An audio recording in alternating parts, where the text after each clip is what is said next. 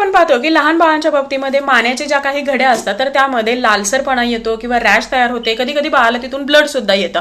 तर हे का होतं किंवा हे होऊ नये यासाठी काय करायला हवं, आणि जर ऑलरेडी झालं असेल तर त्यावरती कोणती क्रीम किंवा काय उपाय करणं गरजेचं आहे.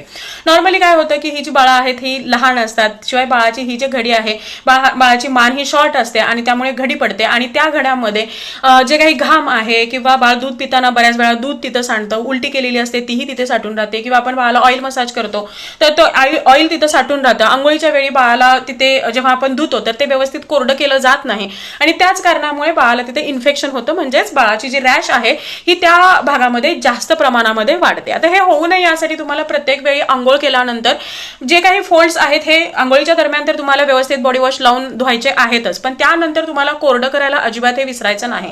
एखाद्या क्लीन अशा कॉटनच्या कपड्याने किंवा टिश्यू पेपरनी तुम्हाला हे वेळोवेळी क्लीन करायचं आहे. ज्या दिवशी तुम्ही बाळाला आंघोळ घालणार नाही तर त्या दिवशी सुद्धा तुम्हाला कॉटनच्या सुती कपड्याने हे जे काही मानेचे फोल्ड्स आहेत हे क्लीन करणं गरजेचं आहे. दिवसातून 2 वेळा तुम्ही जर क्लीन करत असाल तर ते बाळासाठी जास्त फायद्याचं राहील.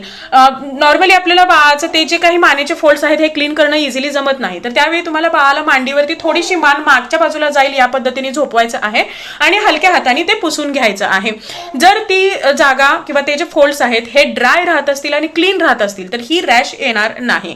आदित्यला सुद्धा सुरुवातीला अगदी तो खूप लहान होता तर त्यावेळी पहिल्या 1 महिन्यामध्येच त्याला तिथे रॅश थोडीशी डेव्हलप व्हायला लागली होती, आणि त्यानंतर मी सुद्धा ते रेग्युलरली न विसरता अगदी क्लीन करते आणि ड्राय ठेवण्याचा ट्राय करते. तर आता त्याला ती रॅश येत नाही. थोडंसं हलकंसं पांढरं तिथे दिसू शकतं जे हळूहळू जातं. बाळ जसा जसा मोठा होईल ते फोल्ड्स ओपन होतील तर त्यानंतर ते जी काही पांढरी झालेली स्किन आहे ही जाते. आता रॅश जर जास्त प्रमाणामध्ये आली असेल तर त्यावेळी तुम्हाला बाळाची जी काही तुम्ही नॅपी रॅश क्रीम आहे तर ती तिथे लावू शकता. आता ही नॅपी रॅश तुम्ही हे जे काही बेपांथन नावाची क्रीम आहे याआधी सुद्धा मी तुम्हाला तुमच्यासोबत शेअर केलेली आहे, तर ही नॅपी रॅश क्रीम लावू शकता.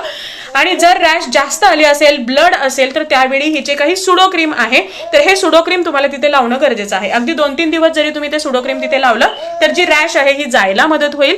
आणि नॅपी रॅश क्रीम रेग्युलरली तुम्हाला लावायचं आहे. नॅपी रॅश म्हणजे फक्त नॅपी एरियातच लावायची असते असं बिलकुल नाही. जिथे जिथे बाळाला ज्या ज्या फोल्ड्स मध्ये रॅश येते तर तिथे तिथे तुम्ही ती रॅश क्रीम लावू शकता. पण ही रॅश क्रीम तुम्ही नाही लावली तरीही चालेल, परंतु बाळाचा तो जो एरिया आहे हे जो तुम्ही रेग्युलरली ड्राय आणि क्लीन ठेवत असाल तर ही रॅश जास्त डेव्हलप होत नाही किंवा बाळाचा तो एरिया हा व्यवस्थित राहायला मदत होते.